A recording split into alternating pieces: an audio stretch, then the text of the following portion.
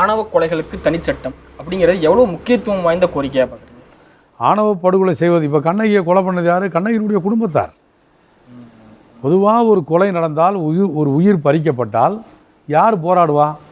அந்த குடும்பத்தார் தான் போராடுவாங்க. இதில் குற்றவாளிகளே குடும்பத்தாராக இருக்காங்க என்பது இதர பல வழக்குகளுக்கும் இதுக்கும் இருக்கக்கூடிய 100% தனித்துவமான ஒரு பிரச்சனையாக இருக்குது.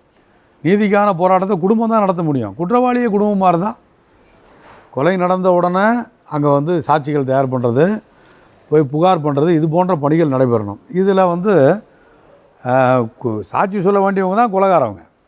தமிழ்நாட்டில் நடந்த எல்லா ஆணவ படுகொலைக்கும் அந்த கிராமம் வந்து மௌனமாக இருந்து தன்னுடைய ஒப்புதலை வழங்குது. அவங்க போய் எல்லாருமா கிராமம் முழுவதும் சாதி வெறியோடு இருக்காங்க, கிராமம் முழுவதுமே போய் கொலை பண்ணுது.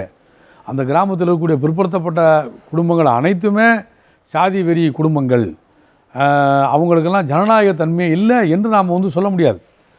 இந்த ஆணவ படுகொலை நடக்கிற எல்லா ஊர்களில் எல்லா கிராமங்களிலும் அந்த கிராமத்தில் இருக்கக்கூடிய ஒரு பிற்படுத்தப்பட்ட பகுதியை சார்ந்தவர் தான் காவல் நிலையத்துக்கு தொலைபேசி மூலமாக இப்படி ஒன்று நடந்துகிட்டு இருக்கு என்ற அநியாயத்தை வந்து சொல்கிறாங்க.